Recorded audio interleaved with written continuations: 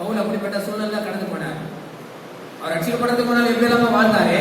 ஆனா ரட்சிக்கப்பட்டதுக்கு பிறகு பாத்தீங்கன்னா எல்லாருக்கும் இவர் முன்மாதிரியா நடக்க ஆரம்பிச்சிட்டார். அதாவது முந்தினோர் பிந்தினோராயும் பிந்தினோர் முந்தினோராயும் இருப்பார்கள் சொல்லப்பட்டது போல இவர் இந்த சவுலாய் வாழ்ந்த காலத்துல இருந்த ஊழியக்காரன் எல்லாம் பவுலாய் மாறினது பிறகு எல்லா ஊழியக்காரங்களும் ஓட்டை பண்ணி வந்தார். அநேகருக்கு நிருபங்களை எழுதக்கூடிய விதத்துல வந்திருக்கிறாருன்னா பாத்துருக்கிறேன். எந்த அளவுக்கு அவரு வாழ்ந்திருக்கிறார், எந்த அளவுக்கு அவங்க பரிசீலனை சதுசேயர் மற்ற ஆசாரியர்கள் எல்லாரையும் ஓட்டை பண்ணி விட்டார். எல்லாரும் அவங்க சொல்றாரு, அவங்க செய்யற காரியங்கள் பேசுற காரியங்கள் எல்லாத்தையும் என்ன செய்யாரு, எல்லாத்தையும் கேள்வி கேட்க ஆரம்பிச்சார். வேதத்துல இப்படி இருக்குது, நீங்க என்ன இப்படி பண்றீங்க, வேதத்துல இப்படி ஆண்டு சொல்லி இருக்கிறா, நீங்க என்ன இப்படி வடக்குறீங்க அப்படின்னு சொல்லி இது பண்ணி எல்லாத்தையும் ஓட்டை பண்ணாங்க. இதே போல நாட்களிலேயும் கூட பல உபத்திரவங்கள் வந்துச்சு. அவருக்கு வராத உபத்திரவமா ரோமர் 8ஆம் அதிகாரத்துல கடைசி 4 வருஷத்துல சொல்லும் போது அவருடைய உபத்திரவத்தின் காரியத்தை சொல்றார். இப்படி எல்லாம் எனக்கு வந்துச்சு, ஆனாலும் கிறிஸ்து அன்பை விட்டு யாரும் என்னை பிரிக்க முடியாதுன்னு சொல்லி நிச்சயம் இருக்கிறேன்னு சொல்றாரு. அப்ப நம்ம பல பாடுகள் உபத்திரவங்கள் எது வந்தாலும் கிறிஸ்துவின் அன்பை விட்டு யாரை என்னை பிரிக்க முடியாது என்ற நிலையில நம்ம என்ன செய்ய வேண்டும், உறுதியாய் கர்த்தரை பற்றி பிடித்துக் கொள்ள வேண்டும். அதற்காக தான் கர்த்தர் என்ன செய்திருக்கிறார், நம்மளுக்கு எப்படியாக இந்த பிள்ளைகளை என் ராஜ்யத்தை கொண்டு வர வேண்டும் என்று சொல்லி கர்த்தர் நாட்களில் செயல்பட்டுக் கொண்டிருக்கிறார். அதனால தெய்வ ஜனமே நாட்களிலேயே கூட கர்த்தர் நம்மளுக்கு காண்பித்திருக்கிறதான இந்த வழியில சரியான விதத்துல நாம் கடந்து சொல்லுவோமே ஆனால் நிச்சயமாகவே இங்கே கண்ணை மூடிட்டால் அந்த கண்ணை திறந்துடும். இல்லையா? அந்த நம்பிக்கை உலகத்தாருக்கு கிடையாது. உலகத்தாருக்கு என்ன நம்பிக்கை, ஐயோ நமக்கு எவ்வளவு சொத்து சுகங்களாம் இருக்குது, நம்ம இதை விட்டுட்டு போயிட்டோம்னா யார் கொண்டு போறது, ஐயோ பிள்ளைங்களுக்குள்ள கூட அச்சுக்காம பிடிச்சிக்குவாங்க, எனக்கு அது வேணும் இது வேணும்னு சொல்லி சண்டை போட்டு செய்வாங்க. பிரிச்சு கொடுத்த போதில கூட சமாதானம் இருக்காது. ஐயோ எனக்கு தெரியாம எங்க அப்பா அதுக்கு கொடுத்துட்டாரு, அவங்களுக்கு கொடுத்துட்டாரு, இவங்களுக்கு கொடுத்துட்டாரு, அதை கொடுத்துட்டாரு, இதை கொடுத்துட்டாரு. இல்லையா? அப்ப இதை விட்டு நம்ம போக கூடாதுன்னு சொல்றதுக்காக தான் வயது சென்ற நேரத்திலேயே கூட ஆஸ்பத்திரி போய் உட்காந்துட்டு இருப்பாங்க, மருத்துவரை நம்பிக்கிட்டு இருப்பாங்க, மருந்து மாத்திரையை நம்பிக்கிட்டு இருப்பாங்க. ஆனா அது கைவிட்டுரும். அப்புறம் யார் கொண்டு போறது? இல்லையா? நமக்கு உலக நம்பிக்கையா இல்ல, நமக்கு நம்பிக்கை இல்ல. இங்க கண்ணை மூடிட்டேன்னா பரலோகத்துல கண்ணை திறந்துருவேன். ஆமே, அங்க போய் கண்ணை திறந்துட்டோம்னா என்ன நடக்கும்? இங்க நம்ம எதெல்லாம் விட்டோமோ அது எல்லாம் சாயங்காலமா அங்க நமக்கு இருக்கு. இதை காட்டிலும் மேன்மையானதான் இருக்குமே தவிர ஆனா குறையானது இருக்காது, அழிந்து போற காரியங்கள் இருக்காது. நித்திய காலமாய் நம்ம அனுபவிக்கக்கூடியதான எல்லா நன்மைகளும் அங்கே உண்டு நமக்கு. இல்லையா? அந்த நன்மைகளை நாம் பெறும்படியாக தான் கர்த்தர் நமக்கு எல்லா விதமான இலவசமான ரட்சிப்பை கொடுத்து அவர் நம்மை கைவிடாதபடிக்கு மீண்டுமாக என்ன செய்யறாரு, அவருடைய பாதையில வர வேண்டும், அவரோடு கூட நடக்க வேண்டும், அவர் சொன்ன காரியத்தின்படி செயல்பட வேண்டும் என்பதை தேவன் மிகவும் ஆதங்கத்தோடு பார்த்து கொண்டிருக்கிறார். ஆனால் நாட்களிலேயே கூட நாம் அதை செயல்படுத்தி கொண்டு வரும்படியாக நம்ம என்ன செய்ய வேண்டும், கர்த்தர் நம்மளுக்கு கொடுக்கப்பட்ட ரட்சிப்பை ஒரு காலம் இழந்து விடாதபடிக்கு நாம் காத்துக்கொள்ள வேண்டும். அந்த நாட்களிலேயே கூட யாத்திராகமம் 33ஆம் அதிகாரம் 11-12 வசனத்துல வாசிக்கும் போது அங்கே மோசே இஸ்ரவேல் ஜனங்களை நடத்தி கொண்டு வருகிற வேலையில எல்லா விதத்திலையுமே நீ நடுவுடனே போக வேண்டும் என்று சொல்லி மோசே இடத்துல சொன்ன போது மோசே ஆண்டவரை கேட்கிறார், ஆண்டவரே இந்த இடத்துல நீங்க எங்களை போக சொல்லிட்டீங்க, ஆனா யாரை நான் கூப்பிட்டு போனோம், யாரை நான் என் கூட வச்சிருக்கேன்னு சொல்லவே நீங்க சொல்லவே இல்லையே. அது ஆண்டவர் சொல்றார், நாட்களில நூனின் குமாரனாகிய யோசுவா உன்னோட கூட இருப்பான், அவனை வைத்துக் கொண்டு நீ கடந்து கொண்டு போன்ற. அந்த நூனின் குமாரனாகிய யோசுவா அங்கே மோசேஸ் சொன்ன காரியத்துல சரியான விதத்தில் எல்லாத்தையும் கீழ்ப்படிந்து சரியான செயல்பட்டு வர்றார். செயல்பட்டு வந்த போதிலும் கூட அவருடைய சொந்த காரியத்துக்கு போகாதபடிக்கு அவருடைய பிரமாணத்தையும் அவருடைய சமூகத்தையும் அவருடைய பிரசனத்தை விட்டு விலகாதிருந்தார். 33ஆம் அதிகாரம் 12வது வசனத்தை வாசித்து பாருங்க. யாத்திராகமம் தேவனை இன்று ஜனங்களை அழைத்துக் கொண்டு போ என்று சொல்லி, ஆகிலும் என்னோடு கூட இந்நாளே அனுப்புவேன் என்பதை எனக்கு நீர் அறிவிக்கவில்லை என்றாலும் உன்னை பெயர் சொல்லி அழைத்து அறிந்திருக்கிறேன் என்றும் என் கண்களிலே உனக்கு கிருபை கிடைத்தது என்று தேவரீர் சொன்னதுண்டே. உம்முடைய கண்களில் இப்பொழுது எனக்கு கிருபை கிடைத்தேயானால் நான் உம்மை அறிவதற்கும் உம்முடைய கண்களில் எனக்கு கிருபை கிடைப்பதற்கும் உம்முடைய வழியை எனக்கு அறிவியும். இந்த ஜாதி உம்முடைய ஜனம் என்று நினைத்தருளும் என்றார். யோசுவா தேவ சமூகத்தை விட்டு பிரியாதிருந்தான் சொல்லியிருக்கிறார்.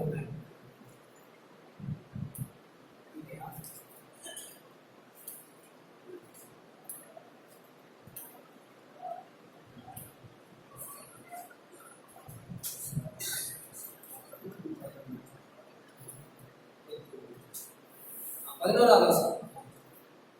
11வது வசனத்துல பாருங்க. ஒருவன் தன் சிநேகிதரோடு பேசுவது போல கர்த்தர் மோசேயோடு முகமுகமாய் பேசினார். பின்பு அவன் பாளையத்திற்கு திரும்பினான். நூனின் குமாரனாகிய யோசுவா என்னும் அவருடைய பணிவிடைக்காரனாகிய வாலிபன் ஆசாரிப்பு கூடாரத்தை விட்டு பிரியாதிருந்தான். ஆமென்.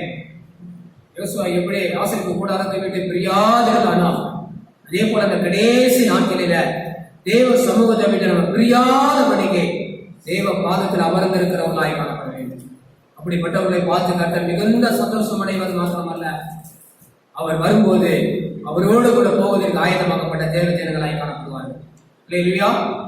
அப்ப எப்படி அந்த நாட்களிலே கூட கர்த்தருடைய சமூகத்துல அதிகமாக நாம் காத்துக்கொண்டு ஜெபிப்பது இந்த நாளில நமக்கு நல்லது. நமக்கும் நம்முடைய குடும்பத்துக்கும் நம்முடைய தேசத்துக்கும் நம்முடைய சபைக்கும் மிகவும் பிரோஜனமானது, நன்மையானது. இல்லையா? அதே போல நாட்களிலே கூட யோனா தேவனுடைய சமூகத்தை விட்டு விலகி ஓடினான். ஓடின போது கர்த்தர் மனசாகப்படுற, நான் சொன்ன காரியம் ஒண்ணு, ஆனா இவன் போகிற இடம் ஒன்றா இருக்கிறது என்று சொல்லி மிகவும் மனசாகப்படுகிறார். யோனாவின் புத்தகத்துல 3ஆம் அதிகாரம் 10வது வசனத்தை வாசிக்கும் போது யோனா 3:10 பாருங்க.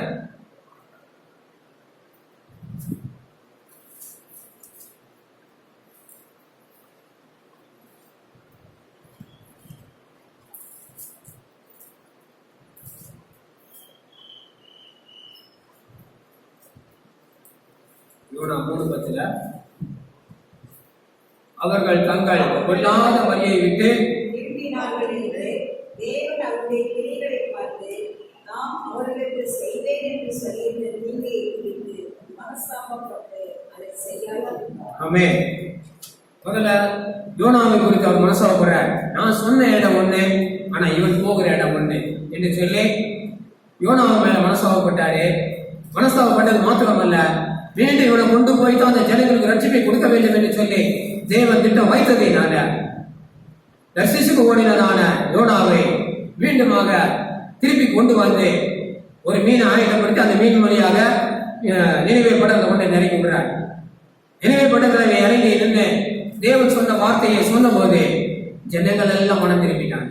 ஆனா இவன் நினைத்தது ஒன்று, ஐயோ அது பொல்லாத ஜனம், பொல்லாத ஜாதிக்காரங்க, நம்ம உள்ள போனா நம்மளை முகமுகமா தெரியாததுனால நம்மளை கொண்டுடுவாங்க, நம்மளை செத்து போயிடுவோம், நம்ம உயிர் வாழ முடியாதுன்னு சொல்லி பயந்தான்.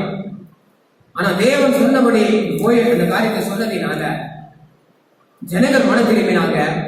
அந்த தேசத்துக்கு நான் தீமை செய்வேன் என்று சொன்ன தேவனுடைய வார்த்தை மாறி தேவன் அதுக்கு மனசாகப்பட்டு எந்த தீமை செய்யாதபடிக்கு அந்த தேசத்தை கர்த்தர் ரட்சிக்கும்படியாக கர்த்தர் அற்புதமான காரியங்கள் செய்து கொண்டு வருகிறார். அருமையான தேவ ஜனமே, நாட்களில ஒருவர் தேவனே நமக்கு சில காரியங்களை வந்து காண்பித்து சொல்லும் போது அது நமக்கு கஷ்டமா கூட இருக்கலாம். கர்த்தர் இப்படிப்பட்ட பாதையில நடத்துறாரு, என்னால் போக முடியல, என்னால் செய்ய முடியல, சரி நமக்கு பதிலா வேற ஒருத்தர் அனுப்புவான். கர்த்தர் நமக்கு காரியங்களை சொல்லியிருந்தா அதை நம்ம தான் செய்யணும். நம்மகிட்ட சொல்லியிருக்கிற காரியத்தை இன்னொருத்தவங்க சொல்லியிருந்தா காரியம் நிறைவேற்றப்படும். ஆனால் அதனுடைய பிரதிபலன் நமக்கு கிடைக்காது, யார் செய்தாலும் அவங்களுக்கு கிடைக்கும். ரெண்டாவது, நம்ம அந்த பிரமாணத்தை மீறினதுனால நாம் பாவம் செய்யவர்களாக இருப்போம். இல்லையா?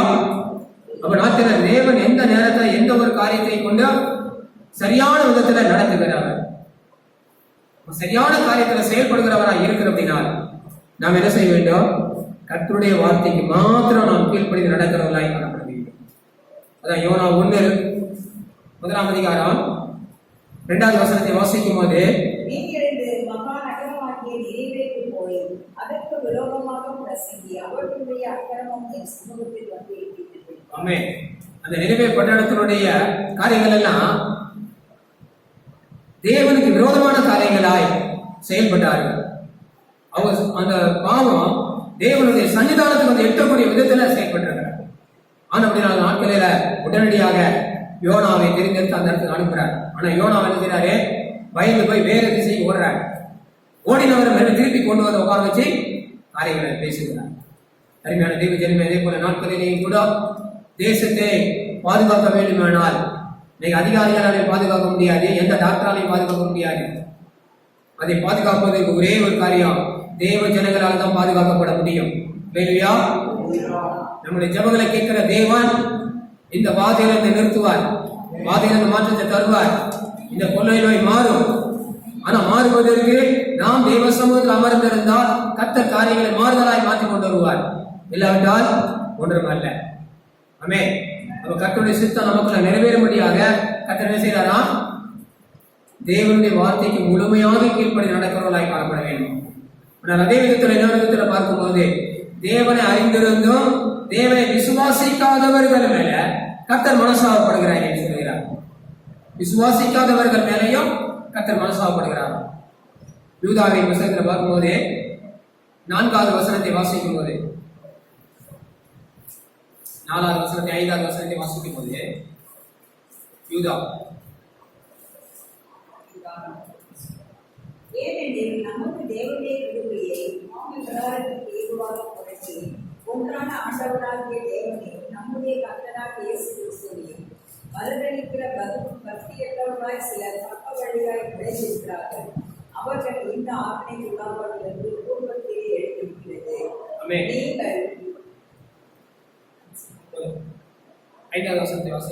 நீங்கள் முன்னமே அறிந்திருந்தாலும் நான் உங்களுக்கு நினைவூட்ட விரும்புவது என்னவெனில், கர்த்தர் தமது ஜனத்தை எகிப்திலிருந்து வரப்பண்ணி ரட்சித்து பின்பு விசுவாசியாதவர்களை அளித்தார். ஆமென்.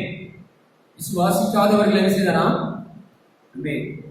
அப்ப நாட்களில விசுவாசிகள் என்று சொல்லி இருந்தாலும் விசுவாசிக்காமல் போயிட்டோமானால் நமக்கும் அறிவு உண்டு. நம்ம அறியாதபடி நம்ம காத்துக்கொள்ள வேண்டுமானால் கர்த்தர் மேல வைத்திருக்கிற விசுவாசத்துல ஒரு தூசி அளவுலையும் கூட குறையக்கூடாது.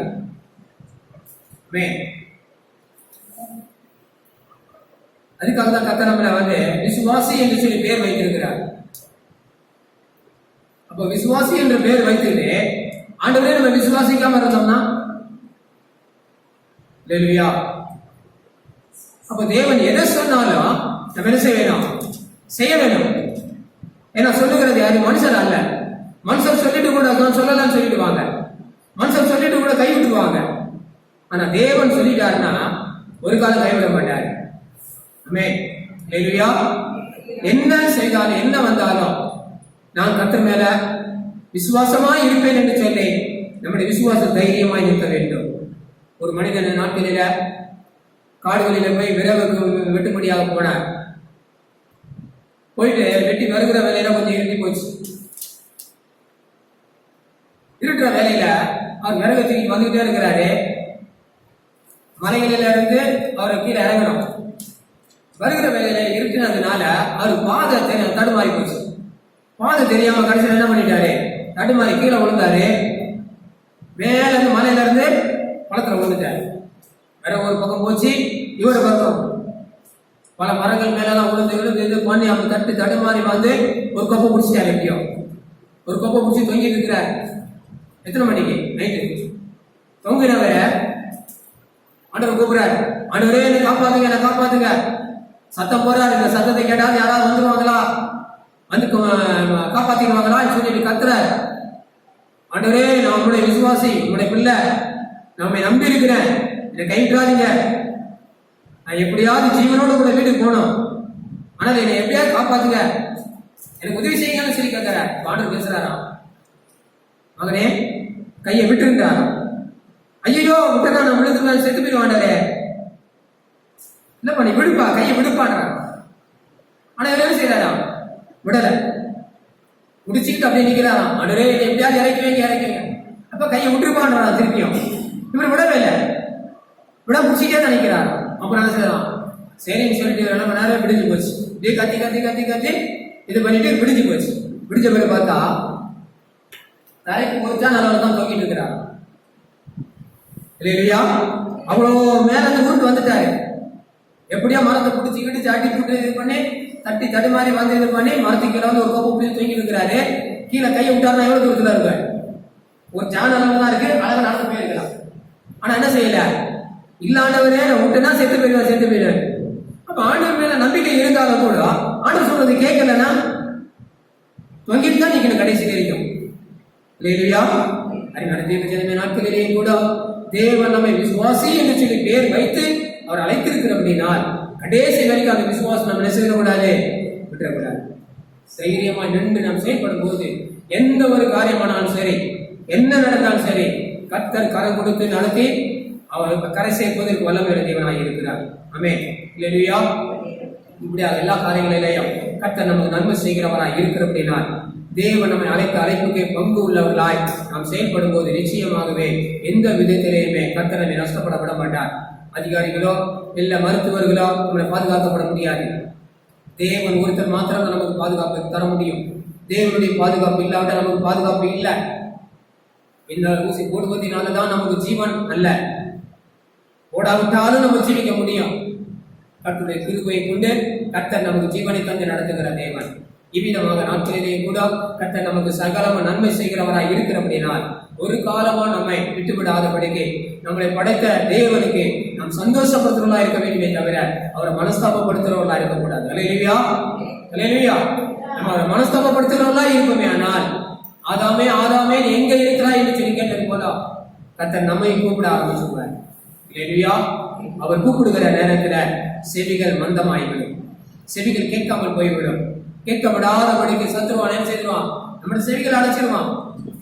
பார்க்க கூடாதபடிக்கு நம்முடைய திசை திருப்பி விட்டுருவான். ஆனால் நாட்களிலேயே கூட நம்முடைய வழிகளை சரியான விதத்தில் சீர்திருத்தி கொண்டு கடந்து செல்லும்படியாக தேவனுடைய வார்த்தையை மாத்திரம் நாம் கேட்போம். தேவனுடைய வார்த்தைக்கு மாத்திரம் நம்முடைய செவிகளை சாய்ப்போம். தேவன் சொன்ன கொடுத்த பிரமாணங்களை நாம் கை கொண்டு தேவனுடைய ராஜ்யத்தில் பிரவேசிக்கும்படி கர்த்தர் நம்மை உதவி செய்து வழிநடத்தி கொண்டு வருவாராக. ஆமென்.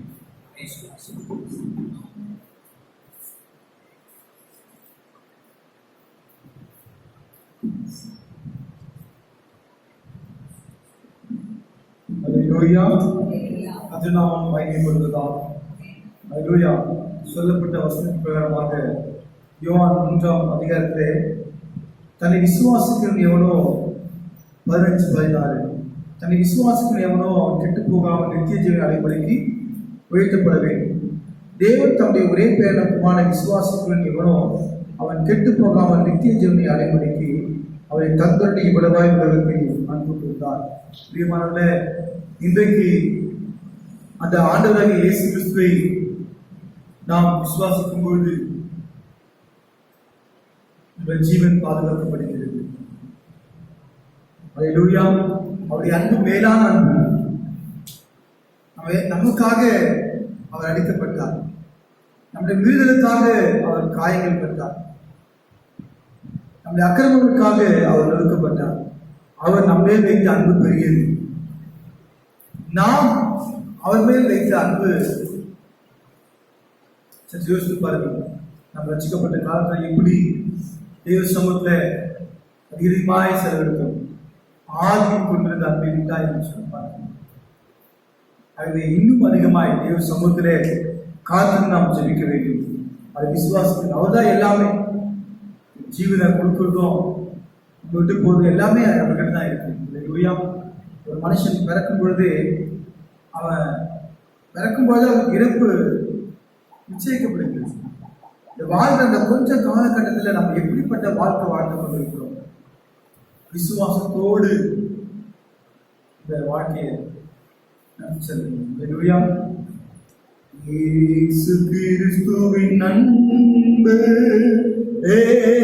மாறாதது, இயேசு கிறிஸ்துவின் மாறா கிருபை என்றும் குறையாதது, இயேசு கிறிஸ்துவின் மாறா கிருபை என்றும் குறையாதது, இயேசு கிறிஸ்துவின்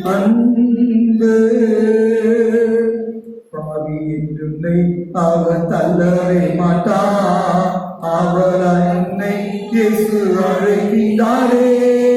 பாவியே உன்னை அவர் தள்ளவே மாட்டார். அவராய் உன்னை இயேசு அழைக்கின்றாரே. தயங்கிடாதே, தாவி ஓடி வா. தந்தை இயேசுவை சொந்தம் கொள்ளவான். தாவி ஓடி வா. தந்தை இயேசுவை சொந்தம் கொள்ளவான். தந்தை இயேசுவை சொந்தம் கொள்ளவா. இயேசு கிறிஸ்துவின் அன்பு. ஆம்பிரியமானவரே, இன்றைக்கு இந்த வார்த்தையை கேட்டுக்கொண்டிருக்கிற, இந்த செய்தியை கேட்டுக்கொண்டிருக்கிற அன்பு தேவனுடைய பிள்ளைகளே, உனக்காக அவர் காயப்பட்டார். இன்றைக்கு அநேக ஜனங்கள் ஊசி போட்டுக்கொண்டுதான் பிழைப்பு என்று நம்பிக்கொண்டிருக்கிறார். சில பேர் ஊசி போடுவது பயந்தாங்க. ஏன்னா ஊசி போட்ட சில நாட்கள்ல 1,00,000 பேர்ல ஒருத்தருக்கு அது நெகட்டிவா போய் மறிச்சு போகக்கூடிய ஒரு சூழ்நிலை காணப்படுது. ஆனால் கூட எந்த அளவுக்கு அவங்க மறிச்சு போனாங்க என்ற விஷயம் கூட வெளியே தெரியாம, ஆனால் கூட நாம் அவர் மீது வைத்திருக்க விசுவாசத்தால் தேவனுடைய மகிமையை காண்பாய் என்று பார்க்கிறோம். நாம் விசுவாசிக்கும் பொழுது அந்த ஜீவனை கர்த்தர் அழிவிலிருந்து அவர் மீட்டெடுக்க வல்லவராய் இருக்கிறார். அல்லேலூயா, அல்லேலூயா. தேவ சொல்வது அப்படியே ஒப்புக்கொடுக்கும். ஆண்டவரே, எங்களை ஒப்புவிக்கிறாங்க. தேவருக்கு செய்த குற்றங்களாக மன்னிங்க. உண்மையாக விசுவாசிக்கிற ஆண்டவர், நீர் எங்கள் மேல் வைத்த அன்பிற்காக நன்றி. எங்களை மீட்டெடுப்பதற்காக, எங்கள் ஜீவனை எடுப்பதற்காக ஆண்டவரே உங்களுடைய ஜீவனை கொடுத்து கல்வாரி சிலுவையிலே அப்பா மறித்தீர்களவா. மறித்த தேவன் மறித்தல் போய் அல்ல, மீண்டும் 3ஆம் நாள் உயிர்த்தெழுந்த தேவன் அல்லவா. இன்றைக்கு எங்களோடு கூட நீர் ஆளுகை செய்து கொண்டிருக்கு, எங்களுக்குள்ள வாசம் செய்து கொண்டிருக்கு. நன்றி ஆண்டவரே. ஒரு செய்யக்கூடிய வார்த்தையை கேட்டுக்கொண்டிருந்தானே ஒவ்வொரு பெண்ணின் நீங்க பேசினாங்க. ஆண்டவரே, ஆதியில் கொண்டிருந்த அன்பை விட்டாய் என்று பாருக்கிறோம். ஆண்டவரே, இன்னும் கர்த்தாவே தேவ சந்த கிட்டி சேரும்படியாய் என் கிருபை செய்யுங்க. ஆண்டவரே, இயேசு அறியாத மக்கள் இயேசுவை நோக்கி விசுவாசிக்கும் பொழுது அவர் சகல பாவங்களில் இயேசு ரத்தம் சகல பாவங்களில் நம்ம சுத்திகரிக்கும் என்று பாதிக்கிறோம். நமக்கு ஒரு சுத்திகரிப்பு இருக்கு, நமக்கு ஒரு பாதுகாப்பு இருக்கு, நமக்கு ஒரு பாவ மன்னிப்பு இருக்கு, நமக்கு ஒரு ரட்சிப்பு இருக்கு. ஆண்டவர் மனிதனை படைத்தது நல்லது என்று கண்டார். ஆனால் அவர்கள் செய்த மீறுதல்கள் பாவங்கள் நிமித்தம் ஆண்டவர் மனஸ்தாபப்பட்டார். பாருங்க, விசுவாசியாதவனை அழிப்பேன் என்று கர்த்தர் சொல்லுகிறார். என் அன்பு தேவனுடைய பிள்ளைகளே, உன்னை கர்த்தர் அழிக்க தெரிந்து கொள்ளவில்லை, நீ பிழைக்கும்படியே கர்த்தர் தெரிந்து கொண்டிருக்கிறார். ஆகவே இந்த வார்த்தையை கேட்டுக் கொண்டிருக்கிறேன் அன்பு தேவனுடைய பிள்ளைகளே, நீ ஆண்டவராக இயேசுவை விசுவாசிக்கும் பொழுது கர்த்தருடைய பாதுகாக்கிற தேவனாயிருக்கிறார். அன்பு தேவனுடைய பிள்ளைகளே, ஒப்புக்கொள்ளுங்க. இயேசு ஒப்புக்கொள்ளுங்க. இந்த விடுவை பார்த்துக் கொண்டிருக்கிறேன் அன்பு தேவனுடைய பிள்ளைகளை ஒப்புக்கொடுங்க. இருக்கிறத ஒப்புக்கொடுங்க. ஆண்டவரே, என் பாவங்களை மன்னிங்க, என் குற்றங்கள் எல்லாவற்றையும் மன்னிங்க. ஆண்டவரே, உங்களை விசுவாசியாமல் உங்களை நம்பாமல் ஆண்டவரை விட்டு தூரம் போதே மன்னிங்க. ஒரு விஷயம் கூட என்னை மனிதரை சேர்த்துக் கொள்வது இன்னும் கிட்டி சேர வேண்டும். ஆண்டவர், உங்களுடைய அன்பு பெரியது. எனக்காக தன் ஜீவனை கொடுத்து நமக்கு நன்றி ஒப்புவிக்கிறோம். ஆண்டவரே, உங்களை கொண்டு வந்து வார்த்தை மூலமாக நிறைவேற்றி நன்றி. இது ஆசீர்வதிக்க பலப்படுத்துங்க. சகாயம் சகல புத்திகள் மகிமையாவுக்கே செலுத்துகிறோம்.